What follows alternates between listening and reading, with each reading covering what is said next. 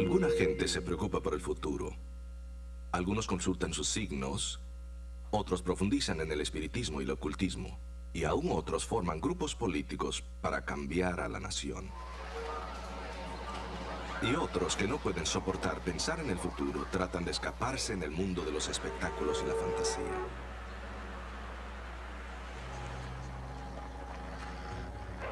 Pero no hay forma de escapar a los hechos. Desde el fin de la Segunda Guerra Mundial, los científicos nos advierten que estamos amenazados por la extinción. Y no están solos en sus predicciones. Unas cuantas religiones nos enseñan que por una razón u otra, nuestra Tierra será destruida o por lo menos experimentará un cambio dramático en su estructura o estado. Siempre han habido cambios y calamidades a través de la historia.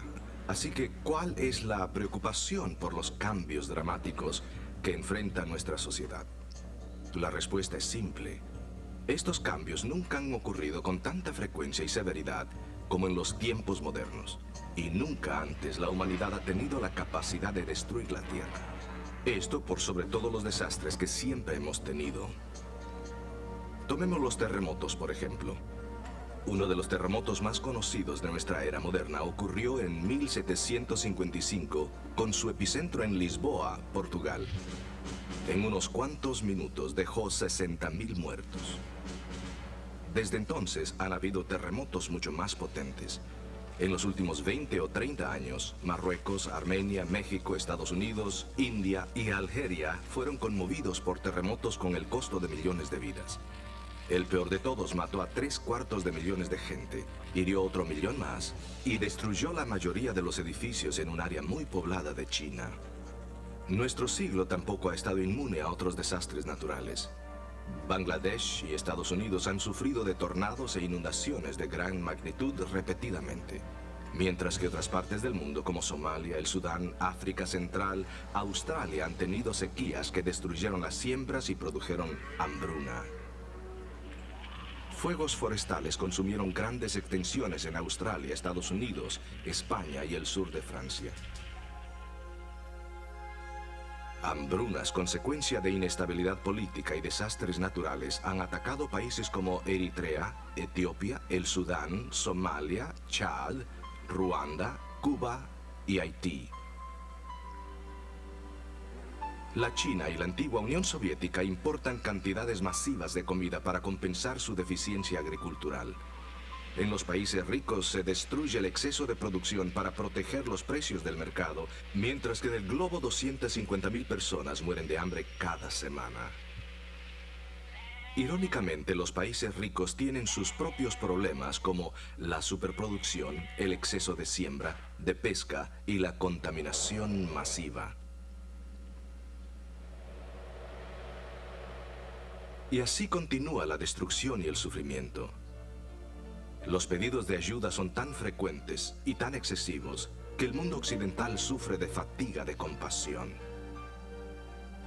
La tiranía de la guerra siempre ha estado presente en la historia, pero el siglo XX ha visto enormes avances en el arte del asesinato masivo.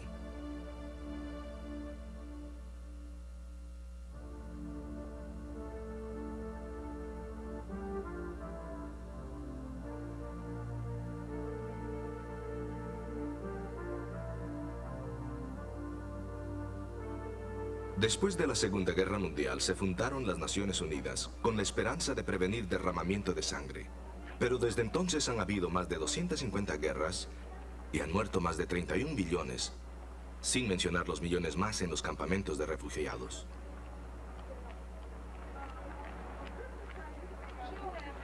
And liftoff of Endeavour on America's 50th space shuttle flight.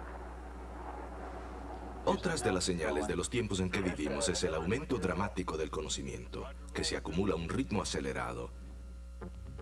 Previo al invento de la imprenta, se calcula que se producían unos 1000 libros anualmente. Hoy, la Biblioteca del Congreso de los Estados Unidos recibe más de 30.000 libros al día. No todos tienen valor a largo plazo, y la biblioteca se queda con solo 7.000 libros diariamente. Sin embargo, estos libros representan una explosión inimaginable de conocimiento. Además, un 90% de los científicos que han vivido están vivos hoy. y su contribución de artículos científicos forma una avalancha que no puede comprender una mente humana. No solo eso, hay menos tiempo entre el descubrimiento y la aplicación del conocimiento. Pero tal vez el aspecto más perturbador del tiempo en que vivimos sea el profundo decaimiento moral que tiene nuestra sociedad. La gente es amadora de sí misma, avara de dinero y de placer, corrupta, complaciéndose en todo tipo de crimen y engaño. Los lazos del matrimonio se disuelven en nuestro derredor y muchos toleran la perversión sexual como algo normal. Cuando se toman estas cosas en consideración, queda muy claro que las cosas no pueden continuar de esta manera por mucho tiempo. Los cristianos que leen su Biblia no se sorprenden por las condiciones prevalecientes. Aunque reconocen su responsabilidad de tratar de detener la oleada de maldad, también saben que la Biblia predice claramente cómo terminarán las cosas para la raza humana. Y tú, Daniel, caminarás hacia tu fin, y reposarás, y te levantarás para recibir tu heredad al fin de los días. Aquí, en una corta oración, Daniel registra 3 eventos interrelacionados: el fin del mundo, la resurrección y el juicio. La mayoría de nosotros prefiere pensar en que el fin está lejos. Nos ahorra la tarea de prepararnos para el evento. Pero ¿cuánto tiempo más tendremos? ¿Y qué nos dice la Biblia del tiempo en que vivimos? Escuchemos a Alejandro Bullón mientras comparte con nosotros este fascinante tópico.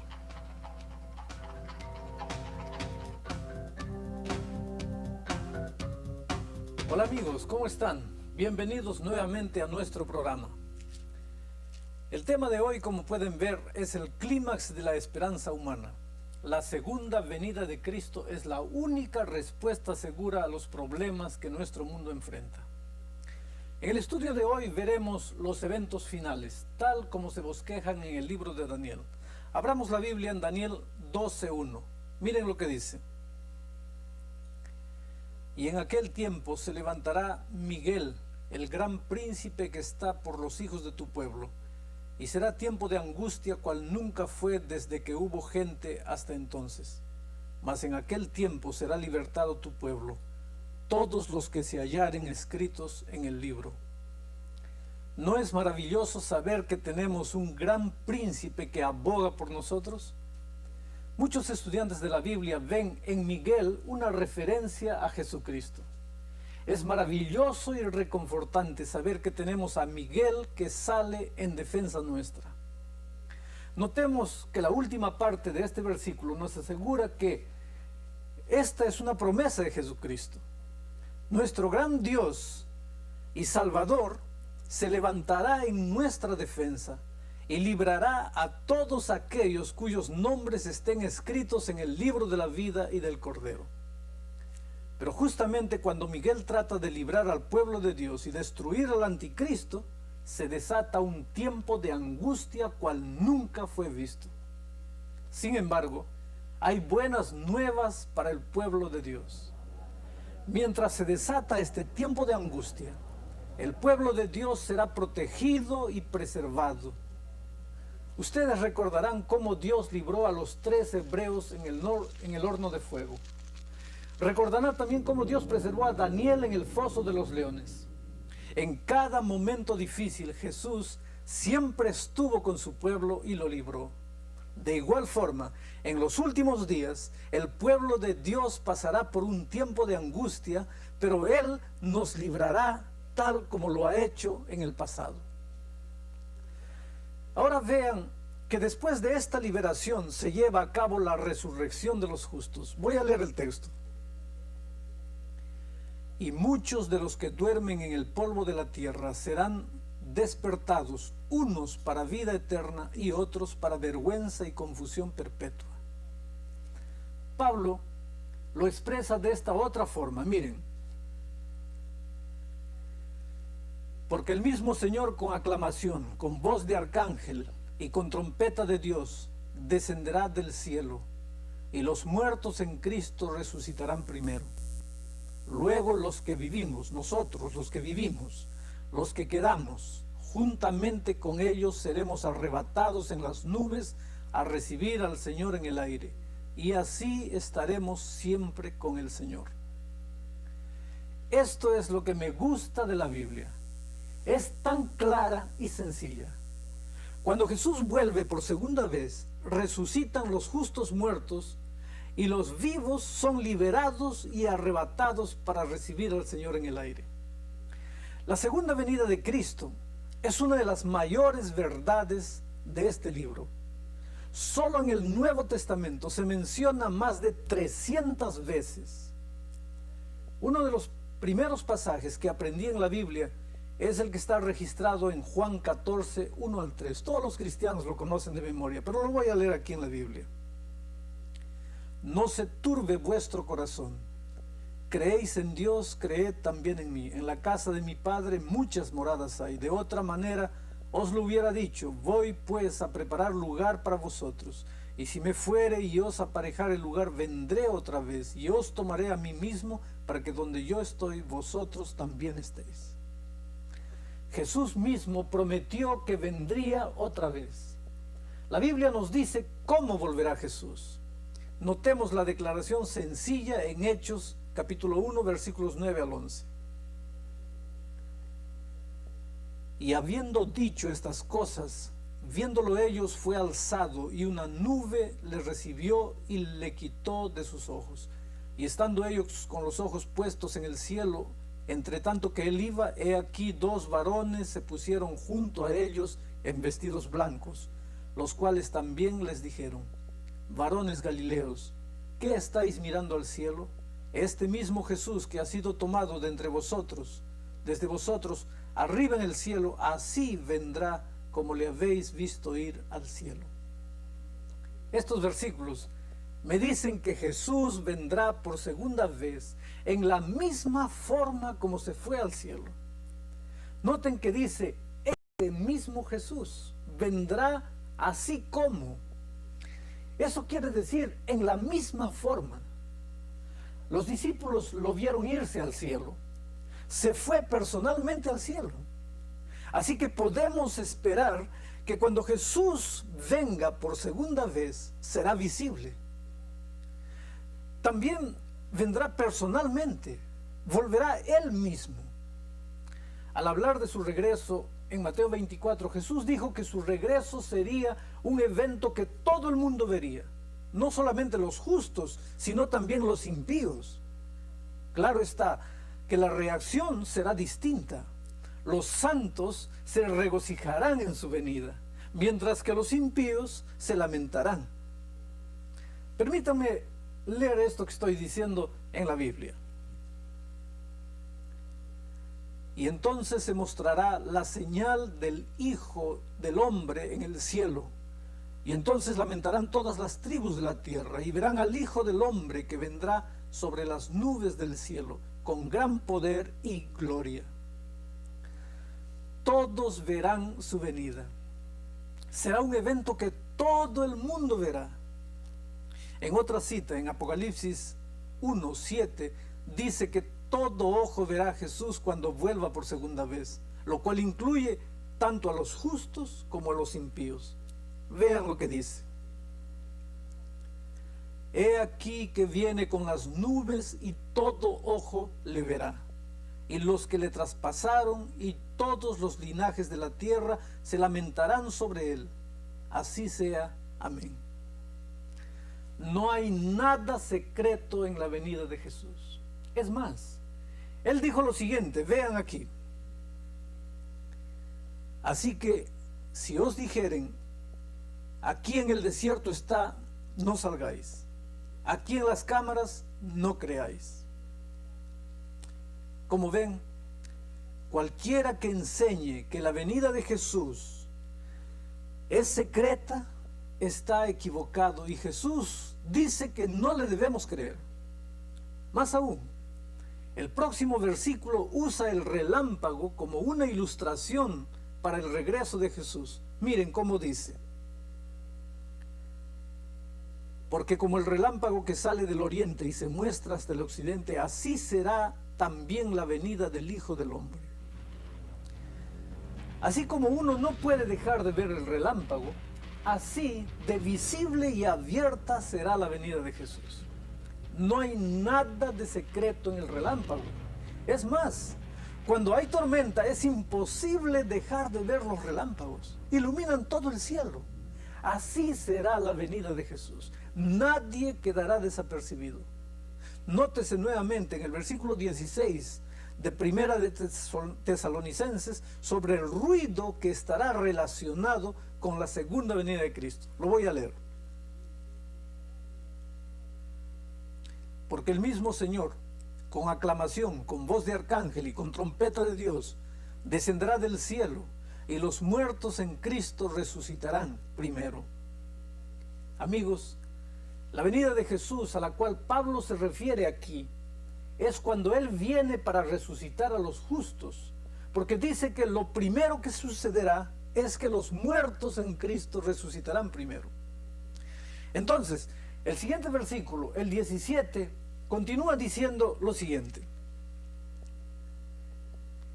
luego nosotros, los que vivimos, los que quedamos, juntamente con ellos seremos arrebatados en las nubes a recibir al Señor en el aire, y así estaremos siempre con el Señor. Ustedes ven, al mismo tiempo que los justos muertos resucitan, los justos vivos son arrebatados juntamente con ellos para recibir al Señor en el aire. Ahora notemos que en el momento cuando Jesús vuelve para llevarse a los justos al cielo, es una ocasión de mucho estruendo y gritos. Sonará la trompeta, y no se puede sonar una trompeta en silencio. Esta es la trompeta que se usará para anunciarle a todos en la tierra que Jesús ha llegado. Hay algo especial en el sonido de la trompeta. Me levanta y me llama a la acción. En el pasado, el sonido de la trompeta con frecuencia se usaba para juntar a los soldados y para lanzarlos a la batalla. Dios va a anunciar la segunda venida de Cristo con estruendo de trompeta que levantará al mundo entero y anunciará su regreso. Entonces, los justos vivos y justos resucitados serán arrebatados para recibir al Señor en el aire. Como ven, cuando Jesús vuelve por segunda vez, sus pies no tocan la tierra. Ustedes recordarán cuando estudiamos el tema del milenio, que es solo al fin de ese periodo que la santa ciudad desciende del cielo y que los pies de Jesús finalmente tocan la tierra. En ocasión de su segunda venida, al sonido de la trompeta, con aclamación, con voz de arcángel, Él invita a los muertos que salgan de sus tumbas. Pareciera que este evento será el más estruendoso de todas las edades. El silencio de los últimos 2000 años se romperá con ruido, estruendo, música, una aclamación del Señor Jesucristo. Hoy en día, en varias iglesias cristianas, hay una enseñanza que se denomina el rapto secreto. Esta doctrina enseña que Jesús vendrá en secreto. Una mañana, dicen ellos, varios de nosotros nos levantaremos para descubrir que muchas personas han desaparecido. ¿Qué ha ocurrido con ellas? ¿A dónde habrán ido? Bueno, se nos dice que Cristo ha vuelto y las raptó. Así es como muchos entienden la segunda venida de Cristo. Los que quedan entran entonces en un terrible tiempo de angustia, cuando recibirán la marca de la bestia y aparecerá el anticristo. Me parece que a ustedes les va a resultar muy difícil hacer combinar esta idea con los textos que acabamos de leer en la Biblia y que dicen que Jesús vendrá de la misma forma como subió al cielo, en forma visible y personal. Las Escrituras dejan claramente establecido que los justos no serán raptados del mundo antes que venga el tiempo de angustia final. Permanecerán sobre la tierra durante el tiempo de angustia. Pero lo más emocionante de esto es que Dios estará con ellos durante ese tiempo, así como lo estuvo con Sadrach, Mesach Daniel y Abed-Nego, Dios protegerá a su pueblo durante este tiempo. Tú tal vez te preguntes, ¿por qué se enseñó y se aceptó esta doctrina del rapto secreto? Los que enseñan esta teoría creen que Dios usará a la nación literal de Israel para evangelizar al mundo. Eso significa, por lo tanto, que ya no se necesita más la iglesia, ya no se necesita que la iglesia permanezca en este mundo. Así que Dios rapta a la iglesia para dejar el camino libre para que Israel evangelice el mundo. El problema con esta teoría es que la Biblia enseña que en los tiempos neotestamentarios hay una sola venida que Dios usa para evangelizar el mundo, y esa es la iglesia. La Biblia también enseña que la iglesia será su instrumento de salvación justo antes del tiempo del fin. Por lo tanto, la idea de que Dios necesita raptar a la iglesia para dejar el camino libre para Israel no tiene base ninguna en alguna parte de la Biblia. Toda esta teoría está basada en arenas movedizas. Tal vez debiéramos recordar un poco las raíces de este rapto secreto, porque es una enseñanza relativamente nueva. Déjenme explicarles. Hay tres formas de interpretar la profecía. Cuando se estudia el libro de Daniel y su libro paralelo, Apocalipsis, debemos entender estas tres formas de interpretar. Primero, tenemos la interpretación preterista, es decir, la idea de que las profecías de Daniel y Apocalipsis se cumplieron en el pasado. Las profecías de Daniel en el tiempo de Antíoco Epífanes y las profecías de Apocalipsis en el tiempo de los romanos. Y por esa razón, ellos dicen, ninguna de las profecías tiene ya más valor para el día de hoy. Esa es la primera. La segunda manera de interpretar es la interpretación futurista. Esta interpretación ve todas estas profecías para el futuro, y por ende la mayoría de estas profecías no se ha cumplido según ellos. Los que proponen el rapto son los futuristas. De acuerdo a los futuristas, solamente los capítulos 1 al 3 de Apocalipsis son los eventos históricos de Apocalipsis. Pero desde Apocalipsis 4 en adelante, donde se le dice a Juan que suba para acá, ocurre entonces el rapto. Es decir, todo lo que ocurre después de este pasaje de Apocalipsis 4:1 se dice que ocurre después del rapto. Bueno, el tercer método de interpretación profética es el método histórico. Este es el tipo de interpretación que yo he seguido en todos estos programas. Este método interpreta la profecía comenzando desde los días del profeta, continuando a través de la historia y culminando en el fin del tiempo. Este método de interpretación, dicho sea de paso, fue el método adoptado por la iglesia cristiana durante más de 2000 años. Tanto el preterismo como el futurismo son métodos de interpretación relativamente nuevos. Permítanme que les explique. Los grandes reformadores, Martín Lutero, Calvino y Zwinglio, todos ellos aceptaban y usaban el método histórico de interpretación profética. Ese método reconocía al papado como la fuerza opresora del pueblo de Dios durante la Edad Media del oscurantismo. Fue justamente esta comprensión de la profecía que les dio el valor para levantarse y darle origen a la Reforma Protestante.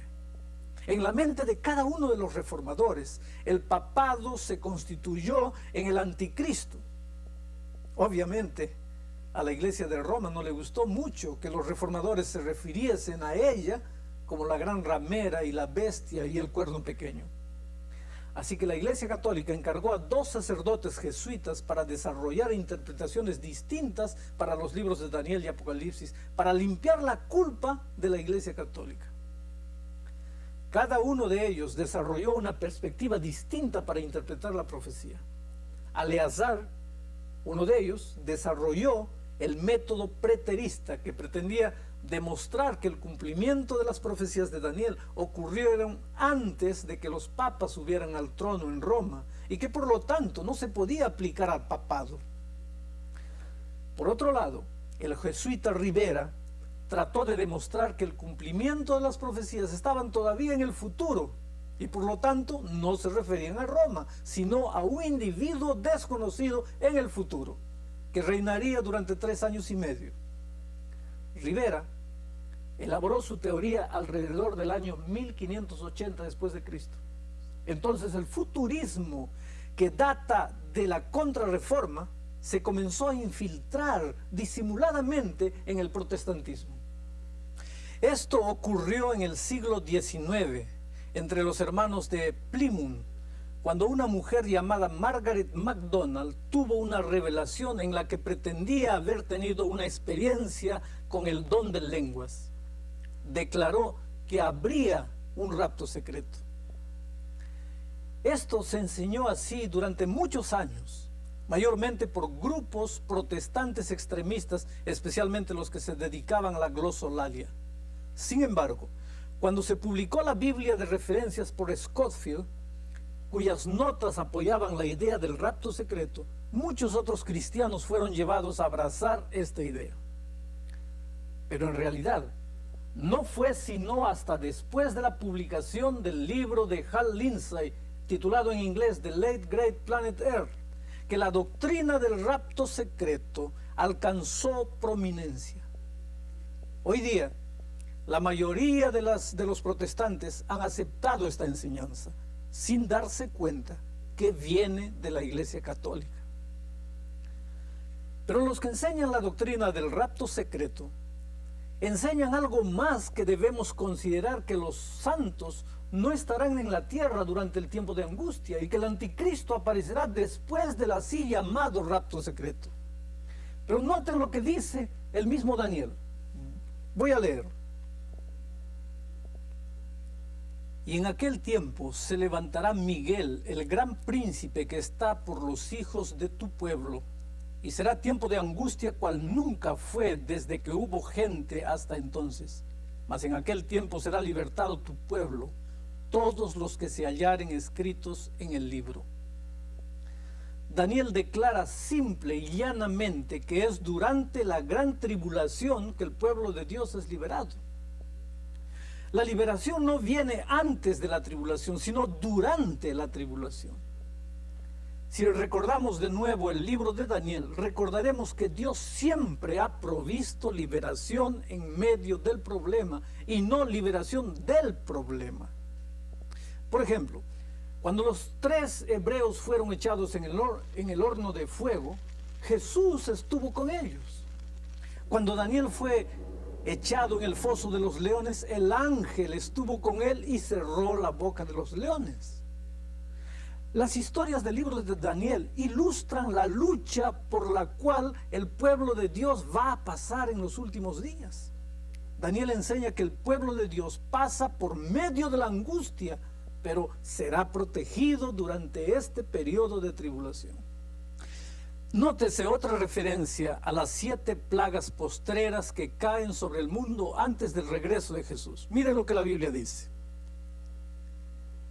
No te sobrevendrá mal ni plaga tocará tu morada. Dios no dice que habrá liberación de las plagas, sino liberación en medio de las plagas. Habrán problemas a nuestro alrededor, pero no caerán sobre el pueblo de Dios. Vayamos a 2 de Tesalonicenses, donde Pablo señala que Jesús no volverá sino hasta después que venga el anticristo. Miren lo que dice. Empero os rogamos, hermanos, cuanto a la venida de nuestro Señor Jesucristo y nuestro recogimiento a Él, que no os mováis fácilmente de vuestro sentimiento, ni os conturbéis ni por espíritu, ni por palabra, ni por carta como nuestra, como que el día del Señor esté cerca. No os engañe nadie en ninguna manera, porque no vendrá sin que venga antes la apostasía y se manifieste el hombre de pecado, el hijo de perdición. El versículo 1 muestra que Pablo está hablando acerca de la venida de Jesús. El versículo 2 muestra que algunos pensaban que la venida de Jesús estaba a las puertas.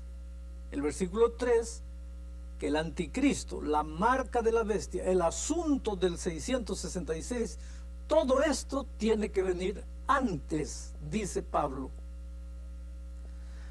El punto clave que Pablo destaca en este pasaje es que el anticristo es completamente revelado antes del regreso de Jesús.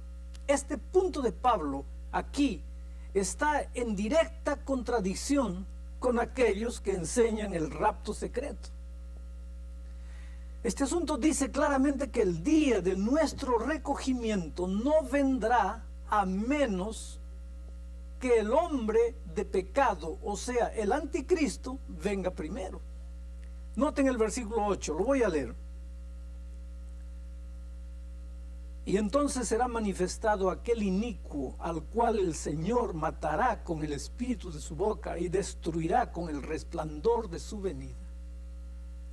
Ustedes se dan cuenta, sería muy extraño que el anticristo fuese destruido por el resplandor de la venida de Cristo si éste aparece solo después de la venida de Cristo. Pero hay otro versículo que debemos leer al hablar del rapto, y esto tiene que ver con la declaración de Jesús en Mateo 24, 37 al 41. La Biblia lo dice así: mas como los días de Noé, así será la venida del Hijo del Hombre. Porque como en los días antes del diluvio estaban comiendo y bebiendo, casándose y dando en casamiento, hasta el día que Noé entró en el arca, y no conocieron hasta que vino el diluvio y llevó a todos, así será también la venida del Hijo del Hombre. Entonces estarán dos en el campo, uno será tomado y otro será dejado. Dos mujeres moliendo en un molinillo, una será tomada y otra será dejada.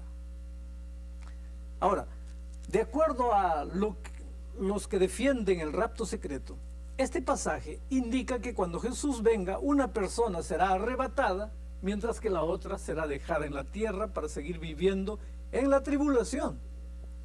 Pero el problema es que Mateo 24 no indica que aquellos que quedan en la tierra están realizando ningún tipo de actividad después del regreso de Cristo. Notemos el contexto de esta declaración, que generalmente pasa desapercibida. Mateo 24, 27 al 29 hace un paralelo entre el tiempo del fin y los días de Noé. El tiempo del fin es semejante a los días de Noé. En los días de Noé, 8 personas entraron en el arca, el resto quedó afuera. Así será cuando Jesús vuelva. Unos serán tomados y otros serán dejados. Resulta que en los días de Noé y en los últimos días hay gente que queda. En los días de Noé, los que quedaron perecieron en el diluvio. En los últimos días, los que quedan serán destruidos por el resplandor de la venida de Cristo. Es más, en Lucas 17, 37, que es un capítulo paralelo a Mateo 24, dice que los cuerpos quedan para que los devoren las águilas. En otras palabras, en los días de Noé y en los últimos días, los que queden no quedarán libres para deambular vivos por la tierra. Los dos grupos serán destruidos. En ninguna parte de la Biblia se nos dice que aquellos que quedan son dejados para que tengan una segunda oportunidad después del así llamado rapto secreto. El contexto de este versículo deja claramente establecido que los que quedan son destruidos. Es más, los impíos se esconden en las peñas y montañas cuando Jesús vuelve por segunda vez. y los reyes de la tierra, y los príncipes, y los ricos, y los capitanes, y los fuertes, y todo siervo, y todo libre, se escondieron en las cuevas y entre las peñas de los montes, y decían a los montes y a las peñas: caed sobre nosotros y escondednos de la cara de aquel que está sentado sobre el trono y de la ira del Cordero. Eso es lo que dice Apocalipsis 6, 15 al 16. Así que es claro que los malos ven el regreso de Jesús. Ahora, de acuerdo a los del rapto secreto, los malos ni siquiera saben que Jesús vino. Qué contraste con la reacción de los justos que han estado anhelando el regreso de Jesús.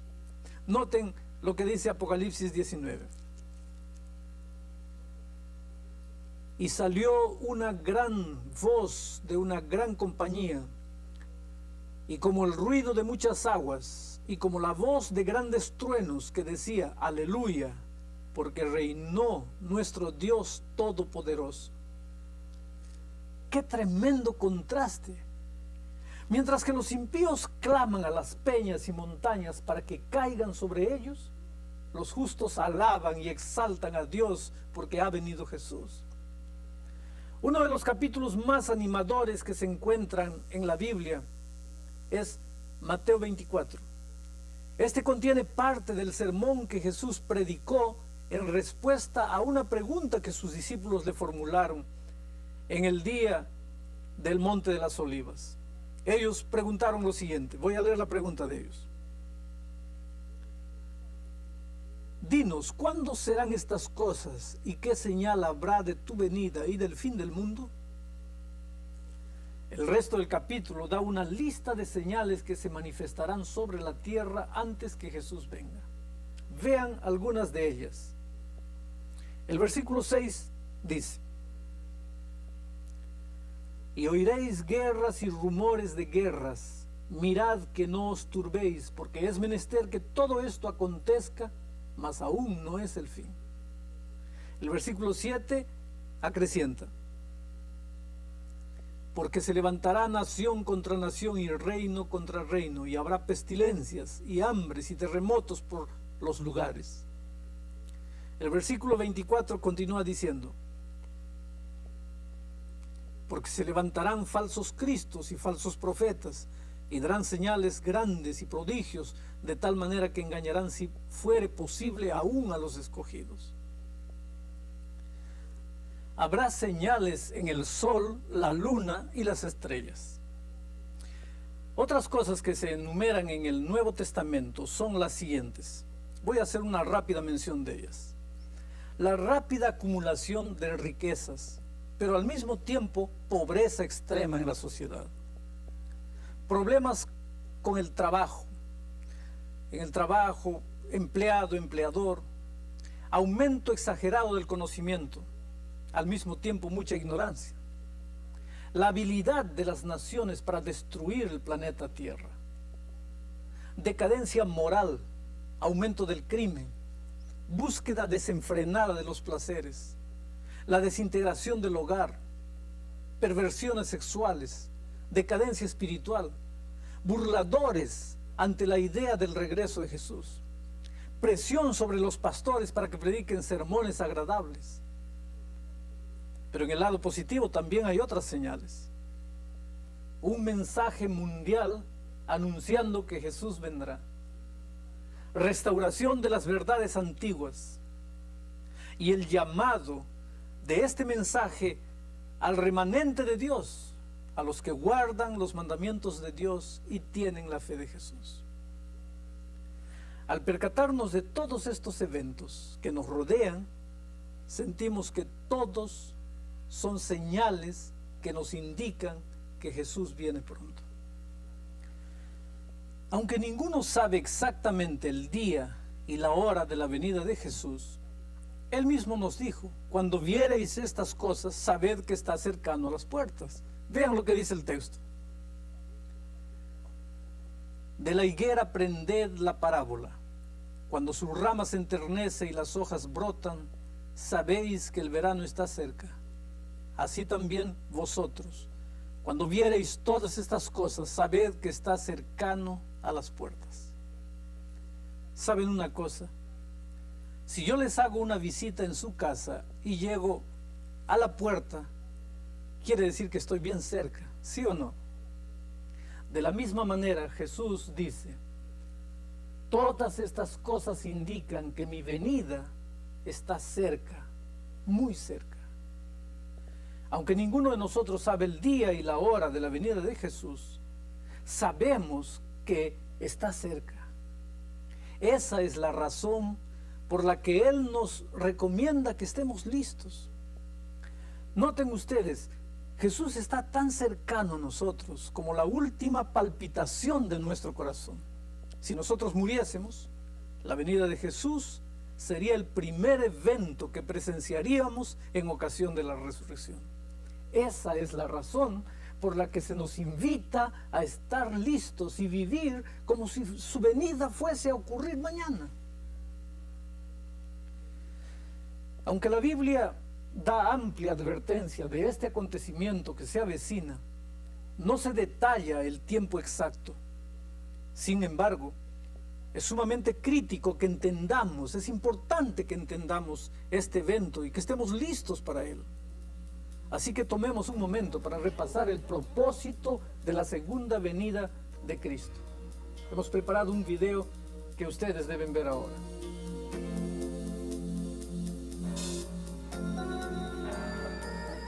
Repasemos nuestro programa. Jesús dijo que el día exacto y la hora de su venida son secretos que el Padre guarda celosamente. Pero también dijo que veláramos para estar listos y luego dio un bosquejo de las señales de su pronta venida. Y será predicado este evangelio del reino en todo el mundo, para testimonio de todas las naciones, y entonces vendrá el fin. Por tanto, cuando veáis en el lugar santo el sacrilegio desolador, anunciado por medio del profeta Daniel, entonces huid a los montes.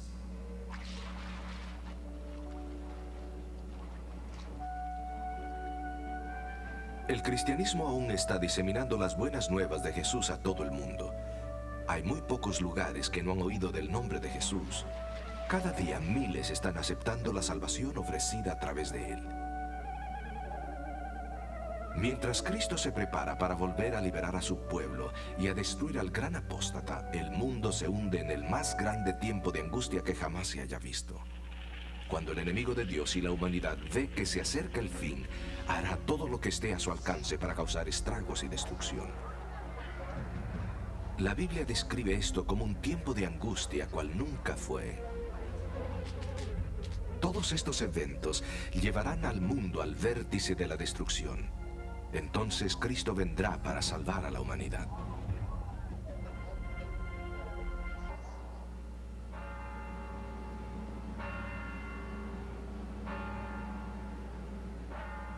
A diferencia de su primera venida en Belén, la segunda venida de Jesús será el mayor despliegue de luz y sonido que el hombre haya experimentado. Durante siglos pareciera que Dios guarda silencio, pero ahora, repentinamente, Él habla, y todo el mundo quedará enterado. Cuando Cristo vuelve, los justos muertos serán resucitados, y juntamente con los justos vivos serán arrebatados para encontrar al Señor en el aire. Jesús dijo que su regreso sería de la misma forma que su ascenso del Monte de los Olivos más de 2000 años atrás. Ese ascenso fue visible y personal, así que podemos esperar que su venida sea de igual manera. Más aún, la Biblia dice que todo ojo le verá. Esto contradice la idea de un rapto secreto. Esta creencia común declara que Cristo regresa en secreto y rapta a sus seguidores antes del tiempo de angustia final. Pero la Escritura declara ampliamente que los justos permanecerán aquí durante el tiempo de angustia y serán protegidos por los ángeles de Dios. Aquellos que defienden el rapto secreto creen que Dios utilizará a la nación del Israel literal en vez de la iglesia como su última agencia evangelística. Pero la Biblia deja claramente establecido que la iglesia es la agencia evangelística de Dios hasta el fin del tiempo. Los que enseñan el rapto secreto también dicen que los justos serán raptados antes del tiempo de angustia. Pero Daniel deja muy claro que el pueblo de Dios será librado durante el tiempo de angustia, como él lo fue en el foso de los leones. Más aún, aquellos que enseñan el rapto secreto declaran que el hombre de pecado, el anticristo, vendrá después de la segunda venida, cuando los justos sean reunidos para Cristo. Pero el apóstol Pablo declara inequívocamente que el día que seamos reunidos con Cristo no vendrá a menos que primero se manifieste el hombre de pecado. Y ese anticristo será destruido con el resplandor de su venida. Y no es solo el anticristo el que será destruido. La Biblia dice que todos los malvados quedarán aterrorizados y pedirán a las rocas y a las montañas que los escondan del rostro de Dios. Y en ese momento todos reconocerán que lo que el mundo promovía como deseable era vacío y sin valor. Estaremos listos para esta conclusión trascendental de la historia cuando se restablezca totalmente la ley de Dios. Solo aquellos que permanecieron leales a Cristo serán recibidos en un nuevo mundo que Él ha preparado para ellos.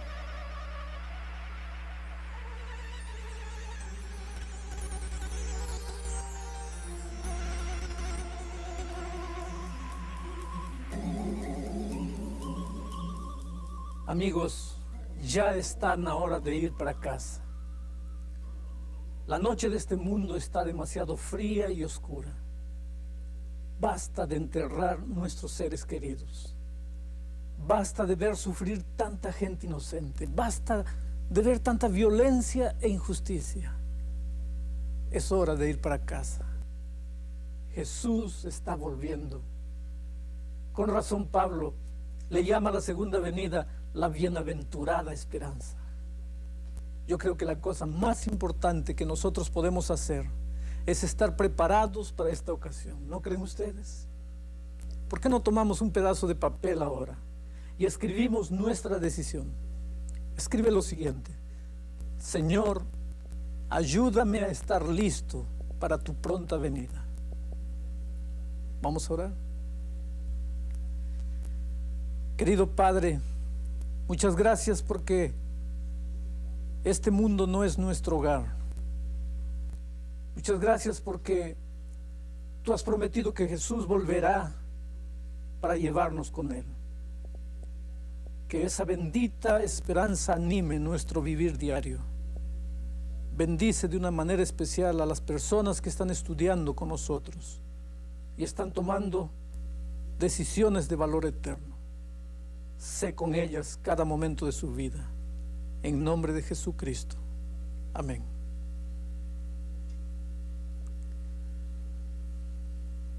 Nuestro próximo programa es un programa que te hará pensar mucho. Lleva por título La marca de la bestia o el sello de Dios. Todo mundo recibirá la marca de la bestia o el sello de Dios. ¿Cuál es la marca de la bestia? ¿Quién la recibirá? Estoy ansioso por compartir con ustedes este mensaje de vital importancia. Hasta la próxima entonces. Un grande abrazo para todos y que Dios los bendiga.